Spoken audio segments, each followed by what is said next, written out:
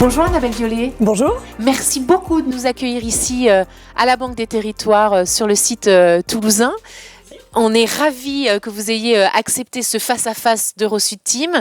Je rappelle pour ceux qui ne vous connaissent pas que vous êtes la directrice régionale Occitanie de la Banque des Territoires. Alors ma première question, elle va être toute simple. J'aimerais qu'on apprenne à la connaître, cette Banque des Territoires ici en Occitanie. Alors est-ce que vous pouvez nous la présenter, vous présenter et nous présenter aujourd'hui ce qu'elle représente sur ce territoire occitan? Alors la Banque des Territoires, c'est d'abord 70 collaborateurs qui sont répartis sur 2 sites, Toulouse et Montpellier, puisque nous avons gardé notre ancrage territorial initial qui prévalait lors de l'ancienne organisation territoriale. Et nous avons gardé cet ancrage parce que l'ADN numéro 1 de la Banque des Territoires, c'est la proximité. Qu'est-ce que représente la Banque des Territoires sur l'Occitanie? Peut-être 2 grands chiffres pour vous donner un volume de notre intervention. La Banque des Territoires, c'est 1 milliard de prêts fait chaque année au secteur du logement social et aux collectivités locales pour accompagner leurs projets de développement. Et puis la Banque des Territoires, c'est en termes d'investissement par an entre 50 et 70 millions de fonds propres investis au service des projets du territoire, dans des domaines aussi différents que les transports et les infrastructures, la transition énergétique et écologique, le tourisme, tout ce qui fait qu'un territoire se développe, et notamment sur le plan économique. Alors, vous êtes membre d'Eurosud Team, l'association Eurosud Team. Pourquoi cet engagement au sein du club des grands acteurs du territoire, que l'association, je le rappelle, a créé en 2019? Quels sont les thèmes sur lesquels travaille l'association Eurosud Team qui vous parlent particulièrement? Alors, on est un des partenaires majeurs de l'aménagement du territoire. L'aménagement du territoire, c'est au cœur de l'ADN d'Eurosud Team.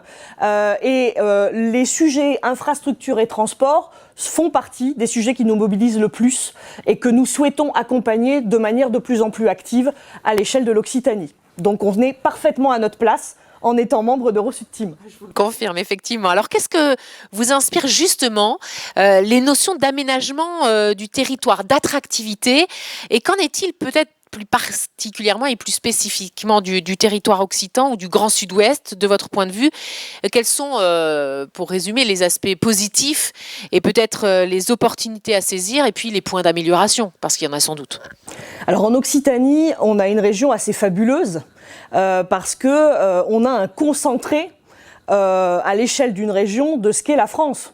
On a du littoral, on a de la montagne, on a de la campagne, des territoires ruraux, on a des villes de taille métropolitaine, des villes moyennes qui maillent le territoire, on a des centres-bourgs. Donc pour nous, ce terrain est un terrain à la fois d'innovation, d'expérimentation, et donc on a vocation à accompagner l'ensemble de ces territoires, avec leurs spécificités, avec leurs enjeux propres, ce qui veut dire pour nous qu'il faut qu'on s'adapte à ces territoires et à leurs spécificités. Donc on adapte notre offre et nos capacités d'accompagnement. Donc ça, pour nous, le défi, il est là, en fait, sur l'Occitanie. Et quels sont les enjeux que vous portez aujourd'hui dans vos activités sur ce territoire, et même au-delà d'ailleurs? Et quels sont pour vous les ingrédients de la réussite des projets que vous portez, vous, Banque des Territoires?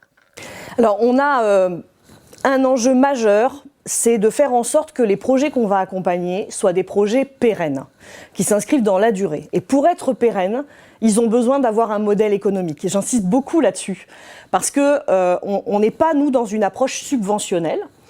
D'autres acteurs comme l'État le sont, et c'est normal, et c'est leur rôle, les collectivités locales également. Nous, on va être dans une approche d'investisseurs avisés de long terme. Qu'est-ce que ça veut dire être investisseur avisé, ou qu'est-ce que ça veut dire être un financeur de long terme? Parce que je peux aussi parler de ce qu'on fait en matière de prêts.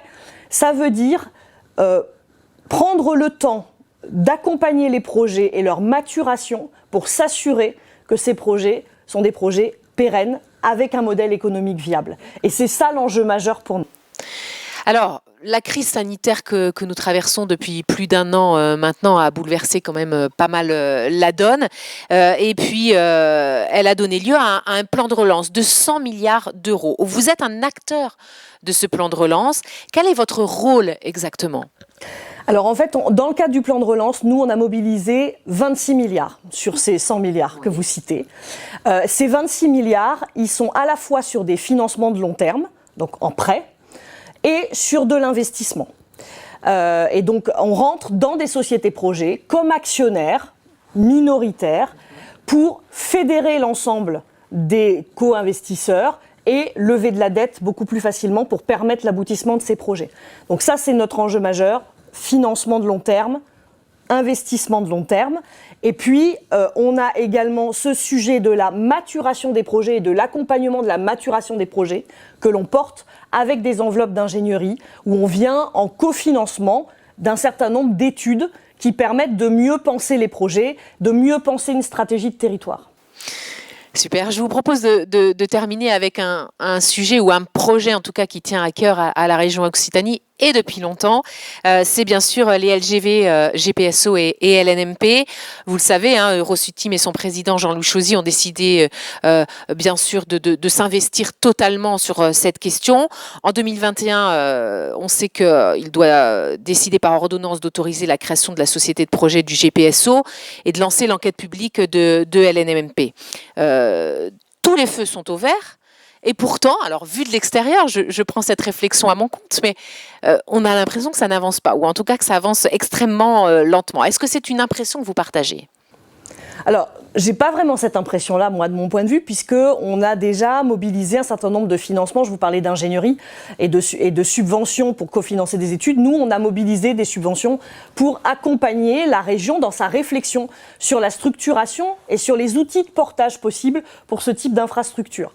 Et puis, un élément majeur, c'est que nous, on soutient très fortement ces projets-là. Pourquoi ? Parce que, comme je vous l'ai dit, on est un des accompagnateurs de l'aménagement du territoire et un des financeurs de cet aménagement. Ces infrastructures, elles sont majeures, elles sont structurantes pour un territoire comme l'Occitanie. Donc elles sont absolument nécessaires.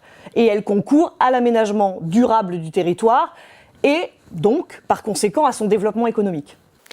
Merci beaucoup, en tout cas, de nous avoir accordé cet entretien, d'avoir participé à ce face-à-face. Bonne continuation et à très bientôt. Merci. Au revoir.